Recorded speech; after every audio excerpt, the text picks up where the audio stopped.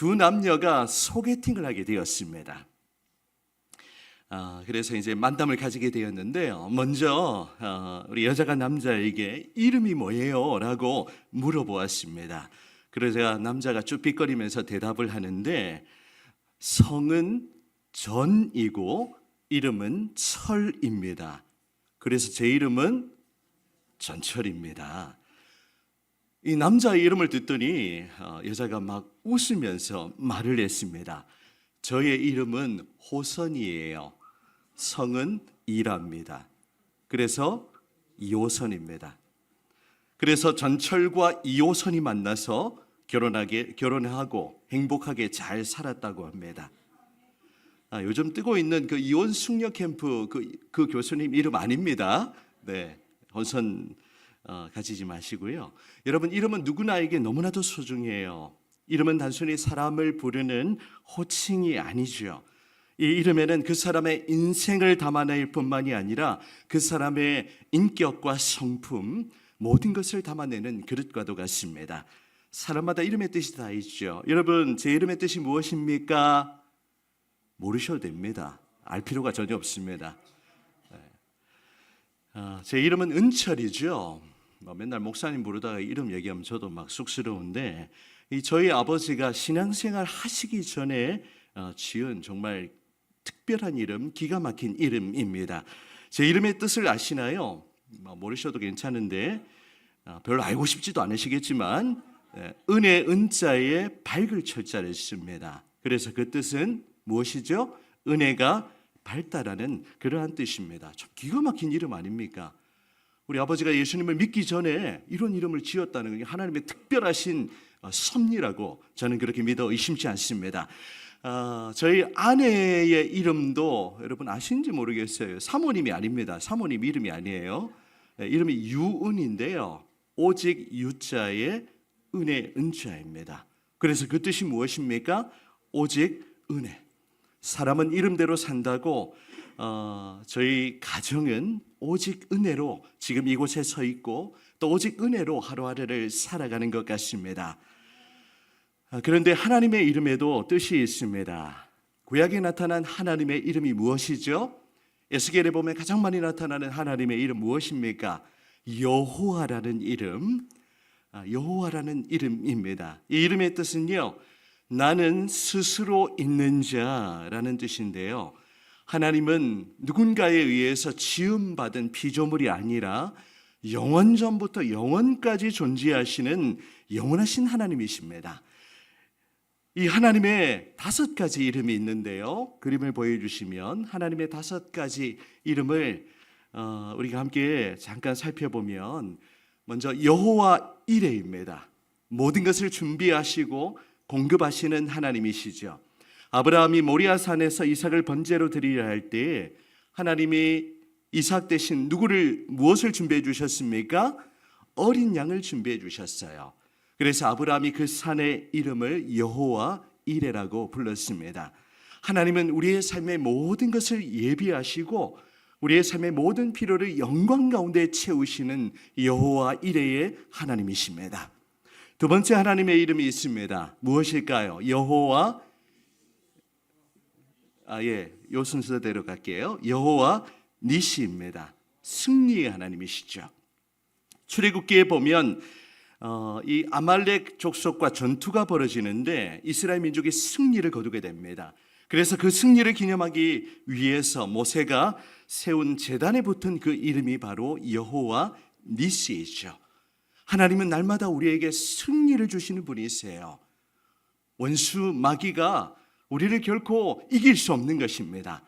우리 예수님이 십자가에서 우리 어둠의 권세, 사망의 권세를 박살내셨을 뿐만이 아니라 우리는 날마다 예수의 이름으로 살아나야 하고 승리해야 하는 줄 믿습니다. 세 번째 여호와의 이름이 있죠. 무엇입니까? 여호와 라파, 치료하시는 하나님이십니다. 여러분 퀴즈를 드립니다. 여호와 라파라는 이름이 성경에 나타날까요? 한글 성경에 나올까요? 안 나올까요? 네, 확신이 없으십니까? 나오면 제가 질문 안 하겠죠. 한글 성경에는 안 나옵니다. 하지만 이 출애굽기 15장 26절에 보면 나는 너희를 치료하는 여호와임이라 라고 그렇게 한글 성경에 나타나고 있는데, 치료하는 여호와, 이 부분 히브리어 원문을 보면 여호와 라파라고 되어 있습니다. 오늘도 하나님께서 우리 정권사님 또 저기 앉아서 예배 드리도록 인도해 주셨어요. 여호와 라파의 하나님이 우리 정권사님을 치료하실 뿐만이 아니라 이 시간 여러 가지 연약함 가운데, 질병 가운데, 또 아픔 가운데 놓여 있는 저와 여러분을 치유하시고 고치시고 회복시키시고 그 하나님의 치료의 능력을 우리 가운데 나타내 보여 주실 줄 믿습니다. 자, 또 한 가지 여호와의 이름이 있습니다. 무엇입니까? 여호와 샬롬. 우리가 너무 잘 아는 하나님의 이름이죠. 그 뜻이 무엇입니까? 평강의 하나님이십니다. 여호와 샬롬. 사사기에 보면 기드온이 여호와께로부터 이제 너는 안심하라, 두려워 말라, 죽지 아니하리라는 그 하나님의 말씀을 받았을 때 기드온이 쌓은 제단의 이름이 바로 여호와 샬롬이죠. 하나님은 우리의 삶에 진정한 샬롬, 평강을 주시는 분이십니다. 지금 여러분의 마음이 세상의 일들로 폭풍을 치고 있지 않습니까? 그 폭풍우를 잠재우시고 우리의 마음에 진정한 평화, 샬롬을 주시는 분, 그분이 바로 우리 하나님이시죠. 그 하나님을 우리가 그냥 귀로만 듣는 것이 아니라 우리의 삶으로, 우리의 인격으로 그 하나님을 만나고 경험하는 우리의 삶이 되기를 간절히 소망합니다. 또 한 가지 이름이 있어요. 그 이름이 무엇입니까? 오늘 설교의 제목인 여호와 삼마입니다. 이제 넘어가셔야 되겠습니다.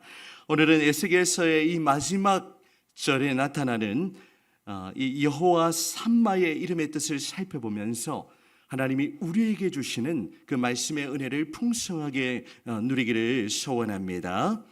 자, 우리 먼저 함께 살펴볼 것은요, 오늘 이 마지막 부분을 읽었지만 에스겔서 40장부터 그 이후의 말씀을 그냥 대략적으로 여러분에게 큰 그림을 그려드리면서 설교를 진행하려고 합니다. 이제 우리 교회는 리딩지어스 순서를 따라서 이번 주간 에스겔서 후반부 25장부터 48장을 읽게 되는데요, 이 선지서의 패턴은 거의 대동소이합니다. 거의 비슷해요. 그 주제가 무엇입니까? 심판과 구원이에요. 이 17권의 선지서는 모두 다 심판과 구원에 대해서 말씀하고 있습니다. 에스겔서도 마찬가지죠. 이번 주간 우리 에스겔서 전반부 24장까지 읽었는데 유다와 예루살렘에 대한 그 죄악과 심판에 대해서 우리가 함께 말씀을 살펴보았습니다. 이제 25장부터 32장까지는 유다 주변의 나라들 10국에 대한 심판의 말씀이 기록되어 있고요. 그리고 33장부터 48장까지에는 이스라엘의 그 놀라운 회복과 구원이 무엇인지를 이 에스겔서가 우리에게 풍성하게 드러내고 있어요. 이번 주간 후반부를 읽으면서 우리가 하나님의 그 놀라운 구원과 회복을 경험할 수 있기를 간절히 기도합니다. 자, 그런데 에스겔 40장부터 보면 이스라엘의 회복에 관한 환상이 나타나고 있습니다. 환상이 굉장히 많이 나타나고 있는데 마지막 환상이 이제 40장부터 쭉 시작되는데요, 하나님은 여러 가지 환상을 에스겔에게 보여주신 이후에 마지막으로 회복될 성전에 관한 그 환상을 보여주십니다. 소위 말해서 성전 환상입니다. 이미 여러분 이스라엘 백성들은 어떤 상황 가운데 놓여 있죠? 예루살렘 성읍이 완전히 무너져 버렸고 또 솔로몬의 그 화려한 성전마저 어떻게 되었습니까? 무너져 버렸습니다. 그리고 성전에 있던 온갖 보물과 기구들은 모두 바벨론으로 그렇게 전리품으로 빼앗겨 버렸죠. 이제 성전이 무너지고 하나님의 영광은 떠난 것처럼 그렇게 보였습니다. 그런데 하나님은 이 성전 환상을 통하여 하나님의 영광으로 가득한, 하나님의 영광으로 충만한 그 거룩한 성전의 환상을 보여주시는 거예요. 그래서 이 44장에는 예배를 수종드는 제사장과 레인의 회복이 나타나고 있고 또 45장과 6장에는 예배가 회복되는 그 내용을 말해주고 있습니다. 그리고 마지막 47장과 48장에는 성전 예배가 회복되는데 이제 이 성전의 회복이 끝이 아니라 성전의 회복을 통하여 온 세상이 회복되는 놀라운 그 환상, 그 비전을 지금 에스겔을 통하여 우리에게 보여주고 계십니다. 에스겔 47장에 가면요, 성전으로부터 물이 이제 흘러가기 시작하는데, 성전에서 그 나온 물이 모든 것을 살리고 생명을 주고 그렇게 회복시키는 놀라운 기적을 하나님이 보여주시는 거예요. 에스겔 47장 9절의 말씀 같이 한번 읽어보도록 하겠습니다. 자, 화면에 지금 뒤에 모니터가 안 나와가지고 오늘 앤디님이 찬양하는데 많이 불편했을 것 같아요. 자, 화면을 보시면서 성경을 보면서 같이 한번 읽어보겠습니다. 시작.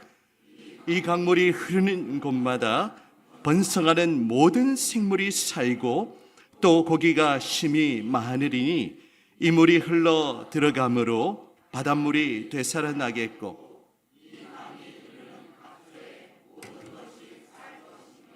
아멘. 성전에서 흐르는 강물이 닿는 곳마다, 이르는 곳마다 모든 것을 되살리고 회복시키는 놀라운 일들을 보여주시는 거예요.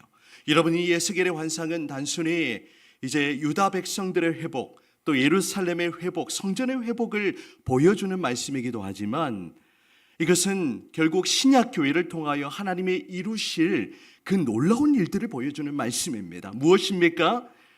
어떤 의미일까요? 이 성전에서 물이 흘러가는 이 환상은 단순히 이스라엘 회복을 넘어서 신약 교회를 통한 온 세상의 회복을 예고하고 있습니다.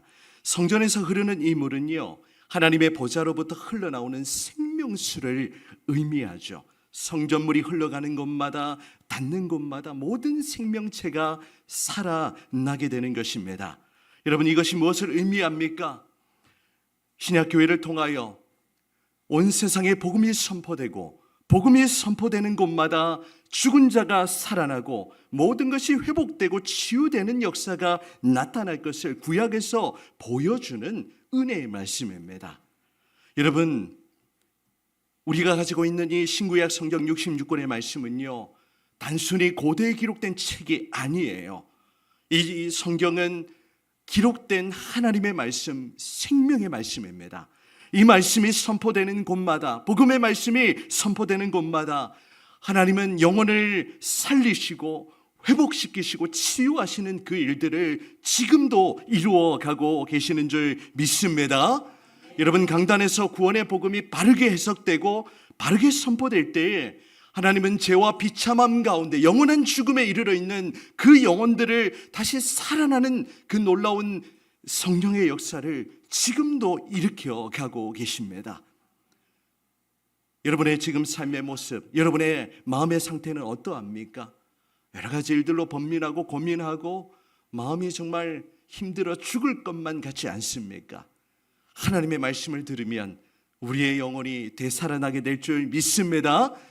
진리의 말씀, 구원의 복음이 바르게 선포되면요, 우리의 영이 살아나는 거예요. 그래서 우리가 주일 예배를 드리는 건 단순히 목사의 설교를 듣는 게 아닙니다. 영으로 선포되는 그 하나님의 말씀이 우리의 귀에 들리고 우리의 마음에 들리고 우리의 영에 들려야 하는 거예요. 성전에서 시작된 그 구원의 복음, 그 생명수의 강이 이르는 곳마다 사람을 고치고 살리고 치유하고 그렇게 회복시켜 가실 줄 믿습니다. 그래서 교회는요, 세상 가운데 이 놀라운 회복의 역사를 이루어가는 공동체이어야 합니다.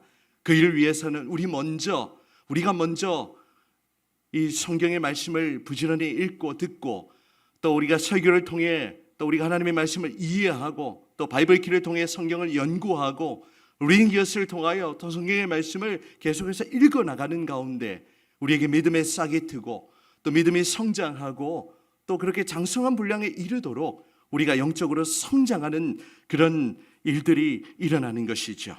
지금도 생명의 복음이 전파되는 곳곳마다 하나님의 영혼을 살리시는 그 역사가 나타나게 될 줄 믿습니다.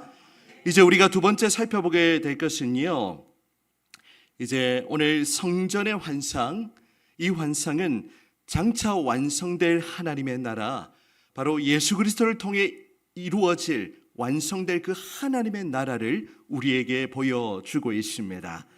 이제 에스겔은 새로운 성전을 중심으로 회복될 이 이스라엘 12지파에게 주어지는 새 땅의 경계를 선포하고 있어요. 에스겔 47장 13절부터 48장까지에는 이제 성전 완성의 마지막 부분으로 장차 회복될 이스라엘의 영토가 지파별로 자세하게 기록되어 있는 것을 보게 됩니다. 이는 이스라엘의 온전한 회복을 상징하고 있죠. 12지파가 이제 똑같은 성읍을 분배받게 됩니다. 여러분, 우리가 이전에 여호수아서를 읽을 때 가나안 땅에 이제 정복하고 이제 정착하게 되었을 때 그 땅은 지파마다 같았을까요? 달랐을까요? 모두 다 틀렸죠. 좀 인구가 많은 지파는 큰 땅을 부여받았고, 또 인구가 적은 지파는 적은 땅을 그렇게 분배받게 되었습니다. 하지만 에스겔서에는 모든 지파가 똑같이 땅을 분배받게 됩니다. 이게 무엇을 의미할까요? 이제는 불균형이 없어진다는 의미예요. 너나 할 것 없이 모든 지파가 하나님의 놀라운 회복의 은혜를 경험하게 될 것을 예고하고 있습니다. 여러분, 이 에스겔의 환상은 궁극적으로 더 나아가서는 하나님 나라의 완성을 우리에게 보여주고 있어요. 우리 예수님이 천국 복음을 전파함으로 하나님의 나라가 이 땅에 임하였고 시작되었습니다. 그 하나님의 나라는 지금도 교회를 통하여 세상 가운데 확장되어 가고 있습니다. 하지만 아직 완성되지는 않았어요. 그 하나님 나라의 완성은 장차 그리스도께서 이 땅 가운데 영광 중에 재림하시는 그날 이 땅이 하나님의 나라로 이렇게 완성될 것입니다. 그래서 에스겔 48장에 나타난 이 성전 재건과 성읍의 회복은요, 요한계시록의 마지막 부분과도 일맥상통하는 내용입니다. 계시록 21장에 가보면 새 하늘과 새 땅에 대해서 말하고 있죠. 그리고 새 예루살렘에 대해서 예언을 하고 있습니다. 바로 에스겔 마지막 부분이 요한계시록의 마지막 부분과 연결되어서 장차 그리스도의 재림으로 완성되는 그 영광스러운 하나님의 나라를 우리에게 보여주고 있습니다. 여러분, 우리가 이 성경을 통해 이렇게 예언하고 있는 이 영광스러운 하나님의 나라를 우리가 꿈꾸며 소망하며 우리의 삶을 살아가기를 원합니다. 이 땅에서의 삶이 전부가 아니에요. 우리 이곳에는 젊은 세대들도 계시니까 이 땅에서의 삶이 영원할 것 같고 눈에 보이는 것이 전부일 것처럼 그렇게 보이지만 절대 그렇지 않습니다. 이 땅에서의 삶은 잠시 잠깐이에요. 우리는 이 땅을 살아가는 나그네에 불과합니다. 여러분, 우리가 만일 바라는 것이 이 땅뿐이면 그냥 이 세상에서 잘 먹고 잘 사는 것, 그것이 우리의 삶의 목표라면 우리가 신앙생활 할 필요 없어요. 우리가 이렇게 주의를 지키고 예배할 필요도 없어요. 이 시간에 그냥 다른 데 가서 더 땀 흘려 일하고 그렇게 수고하지. 우리가 하나님 앞에 나올 이유가 전혀 없는 것입니다. 그래서 사도 바울은 우리가 만일 바라는 것이 이 땅뿐이라면 세상에서 우리는 가장 불쌍한 자라고 그런 고백을 하고 있습니다. 우리는 이 땅을 소망하는 자가 아니라 우리가 삶을 살면서 우리의 형편이 더 나아지면 좋겠어요. 조금 더 넓은 집, 좋은 차 타고 그렇게 살면 좋겠어요. 우리 목사는 그런 모습 보면 참 감사하고 좋습니다. 우리 어려움이 겪고 있는 성도님들 보면 마음이 좋을까요? 안 좋을까요? 당연히 안 좋죠. 우리 힘든 가운데 또 우리 아프신 분들, 여러 가지 어려움 있는 분들 보면 마음이 쓰이죠. 그게 목사의 마음이에요.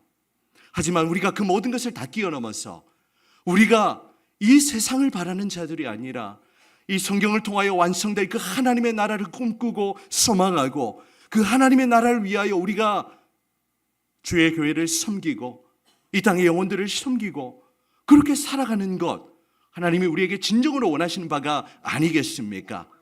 여러분, 우리는 이 땅에 속해서 살아가지만 저 영원한 하늘에 속한 자들이에요. 듀얼 멤버십을 가지고 있는 거예요.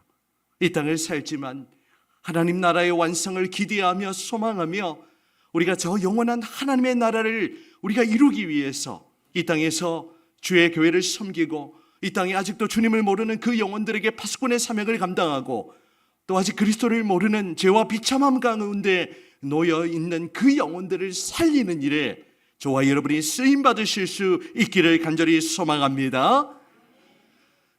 이제 세 번째 메시지입니다. 이제 에스겔서의 마지막 부분 여호와 삼마의 예언을 하면서 대단원의 막을 내리고 있습니다. 오늘 본문 30절에 35절까지의 말씀은 예루살렘 성문들과 성읍의 새 이름을 기록하고 있는데요, 성읍의 사방에는 이스라엘 12지파의 이름을 새긴 문들이 동서남북 각 방향마다 세 지파씩, 그러니까 문이 3개씩 세워지면 432 12문이 되는 것이죠. 성읍은 그 너비가 모두 얼마라고 기록하고 있죠? 4,500척. 이걸 우리 단위로 굳이 환산할 필요도 없을 것 같아요. 회복될 예루살렘의 성읍은요, 정사각형입니다. 동서남북의 길이가 다 같죠. 30절 보시면 북쪽의 너비가 얼마입니까? 4,500척입니다. 자, 32절 동쪽의 너비가 얼마입니까? 4,500척. 33절 남쪽의 너비가 얼마입니까? 500척. 자, 34절에 보면 서쪽의 너비도 4,500척. 그러니까 어떤 모양이에요? 제가 사진을 좀 찾아봤는데 이제 자료 화면으로 사진을 보여드리면 그게 좋을 수도 있고 또 왜곡된 이미지를 가질 수도 있기 때문에 여러분의 사진을 준비하지 않았습니다. 이렇게 정사각형 모양의 그런 성읍이 되겠고, 그 너비를 모두 합하면 어떻게 됩니까? 18,000척이 될 것이라고 그렇게 기록하고 있습니다. 이 회복된 성읍의 모습은 처음 지어질 때처럼 그렇게 정사각형을 이루게 될 것이고, 중요한 것은 그 회복될 성읍의 이름, 그 성읍의 이름이 무엇입니까? 여호와 삼마입니다. 자, 35절 같이 읽습니다. 시작. 그 사방의 합계는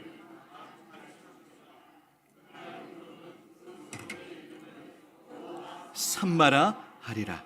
아멘. 하나님은 회복될 새 예루살렘 성읍의 이름을 여호와 삼마라는 이름으로 그렇게 부르십니다. 자, 여러분, 여호와 삼마의 이름이 뜻이 무엇일까요? 여호와 삼마의 이름이 뜻이 무엇일까요? 네, 하나님께서 거기에 계시다. 다시 한번요. 여호와 삼마 뜻이 뭐라고요? 자, 오늘 설교 내용 다 잊어버리셔도 이 여호와 삼마 뜻만 기억하셔도 됩니다. 자, 안 보고 한번 해볼게요. 여호와 삼마의 뜻이 무엇입니까? 하나님께서 거기에 계시다. 기억하실 수 있겠죠? 자, 이제 이 의미를 설명해 드립니다. 여러분, 이스라엘 백성들은요, 이 지어진 건물 성전에 하나님이 임재해 계신다라고 그렇게 믿고 있었습니다. 그런데 그들이 그토록 소중하게 여기고 중요하게 여겼던 성전이 무너져 버렸어요. 그럼 하나님 어디 가셨습니까? 하나님이 지금 이스라엘 백성들 떠나버리셨습니까? 아니죠. 지금 유다 백성들은 이 예루살렘에서 거의 2,000km 떨어진 그 바벨론 땅의 포로로 살아가고 있지만, 여전히 하나님은 이 포로된 땅에서 하나님이 그들과 함께 계시고 있다는 사실을 오늘 에스겔을 통하여 말씀하고 계시는 거예요. 그래서 여호와께서 거기에 계신다. 회복될 성읍 역시 마찬가지입니다. 새 예루살렘도 하나님이 그곳에 임재하고 계실 것을 예언하는 그런 말씀이에요. 하나님은 사람이 만든 성전, 그 건물에 갇혀 계시는 분이 아니십니다. 하나님은 어느 곳에서도 자기 백성들과 함께 하시는, 이것을 조금 어려운 표현으로 하면 무소부지하신 전능하신 하나님이세요. 여호와 삼마의 의미가 바로 여기에 있습니다. 살아계신 하나님은 자기 백성들이 그들의 죄악으로 말미암아 철저하게 심판을 당하고 끝까지 심판을 당하는 그런 상황 속에서도 여전히 그들 가운데 계셨습니다. 이스라엘 백성들이 바벨론 포로 생활을 하는 중에도 그들과 함께 하셨어요. 그리고 이제는 그들을 다시금 회복시키시는 그 회복의 프로젝트를 지금 진행하고 계십니다. 에스겔을 통하여 그것을 말씀해 주시는 거예요. 여러분, 그 하나님께서는 이 이스라엘 백성들과 함께 하셨을 뿐만이 아니라 이제 하나님의 자녀인 우리와 영원토록 함께 하실 것입니다. 성경에는요, 온통 하나님이 자기 백성과 함께 하시다는 그 약속으로 가득 차 있습니다. 제가 수많은 구절 다 언급할 수는 없겠고 몇 구절만 소개해 드리면 창세기부터 계시록까지 성경 곳곳에 하나님이 자기 백성들을 얼마나 사랑하시고 좋아하시는지 그들과 함께하고 싶은 이 하나님의 불붙는 심정이 성경에 나타나고 있습니다. 하나님의 믿음의 사람들과 함께 하셨죠. 믿음의 조상 아브라함과 함께 하셨고 이삭과 함께 하셨고 야곱과 함께 하셨습니다. 야곱이 이제 아비 집을 떠나서 밧단 아람으로 향할 때 그 나그네의 여정 가운데 동행의 약속을 주셨죠. 창세기 28장 15절 말씀 같이 읽어봅니다. 시작. 내가 너와 함께 있어 내가 어디로 가든지 너를 지키며 너를 이끌어 이 땅으로 돌아오게 할지라. 내가 내게 허락한 것을 다 이루기까지 너를 떠나지 아니하리라 하신지라. 아멘. 여러분, 야곱에게만 하나님이 함께 하시다는 약속을 주시겠습니까? 아니죠. 하나님은 지금도 우리와 함께 하십니다. 여호와 삼마의 이 복이 결국에는 이제 임마누엘로 연결이 되는 거예요. 하나님이 거기 계시겠다고 약속하셨던 것이 이제 하나님이 우리와 함께 하시는 임마누엘로 실현이 된 것입니다. 이사야 41장 10절에도 또 이런 말씀이 있죠. 저와 여러분에게 주시는 하나님의 말씀입니다. 나에게 주시는 하나님의 음성으로 듣기를 원합니다. 같이 읽어보실까요? 시작. 두려워하지 말라. 내가 너와 함께함이라. 놀라지 말라. 나는 내 하나님이 됨이라. 내가 너를 굳세게 하리라. 내가 너를 도와주리라. 참으로 나의 의로운 오른손으로 너를 붙들리라. 아멘. 하나님이 그렇게 우리와 함께 하시고 저와 여러분을 도우시며 붙들어 주시는 줄 믿습니다. 하나님이 구약 성경에 보면 그 자기 백성들과 함께하고 싶으셔서 안달이 나셨어요. 그래서 결국에 하나님이 일을 내셨습니다. 이 표현은 조금 오해가 있을 수 있는데 하나님이 사고를 치셨어요. 무슨 사고를 치셨을까요? 하나님이 자기 백성과 함께하고 싶으셔서 영으로 존재하시던 그 하나님이 눈에 보이는 육체로 오셨습니다. 그분이 누구입니까? 예수 그리스도시여요. 하나님의 본체이신 예수님이 우리와 똑같은 모습으로, 그것도 이 보잘것없는 마구간에 이 말바통에 놓여가지고 그렇게 작고 초라한 모습으로 이 땅에 오셨습니다.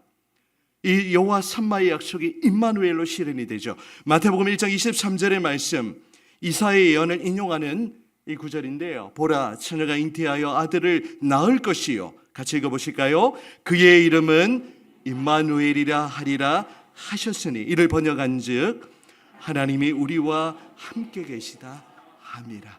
아멘. 예수 그리스도는요, 하나님이 우리와 함께 하신다는 확실한 증거입니다. 예수 그리스도의 십자가는 하나님이 우리를 어떻게 사랑하시는지를 보여주는 하나님의 그 사랑의 사인이고 확증인 거예요. 십자가에서 그 사랑을 증명해 보이셨습니다.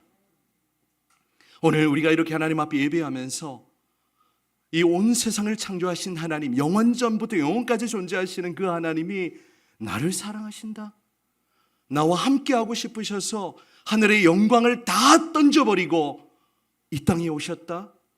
이거는 인간의 어떤 이성과 논리로 설명할 수 없는 놀라운 하나님의 기적이고 하나님의 은혜인 줄 믿습니다.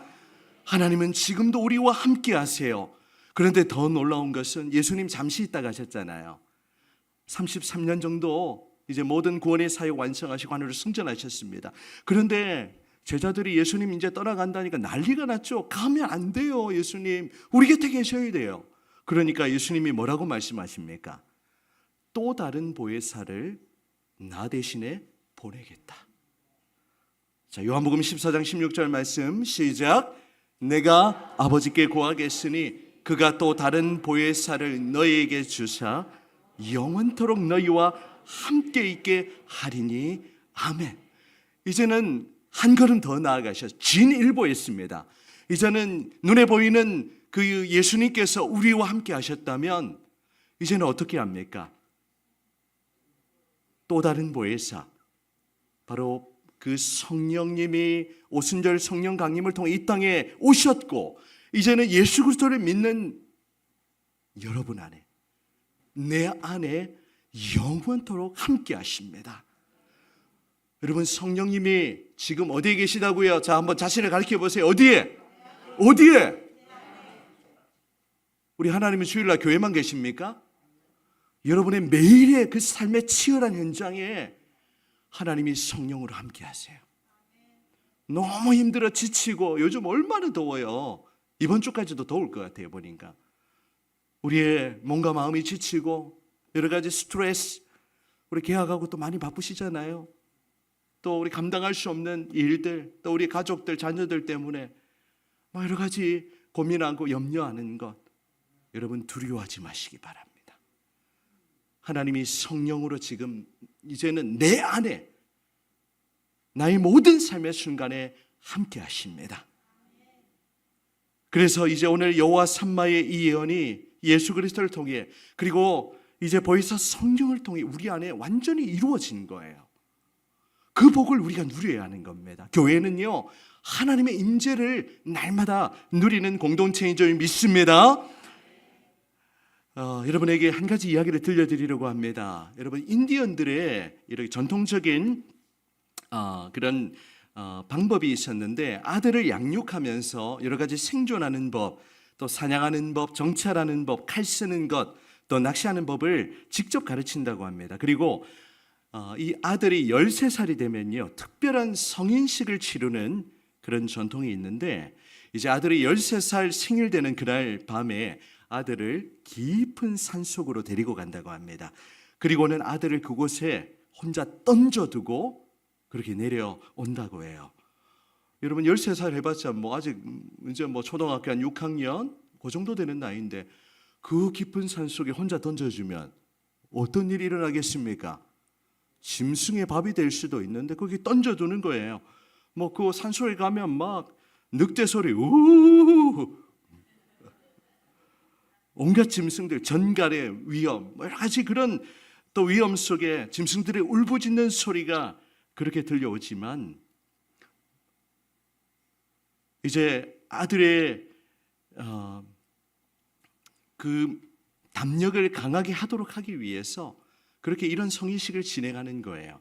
그래서 이 아이는 밤새도록 그렇게 혼자서 씨름하며 그 시간을 인내하며 견디며 버티는 것입니다. 그런데 이제 날이 밝아올 때가 되니까 이 아들이 보니까 한 10m도 안 되는 거리에서 한 남자가 활과 화살을 들고 서 있었던 것입니다. 누구일까요?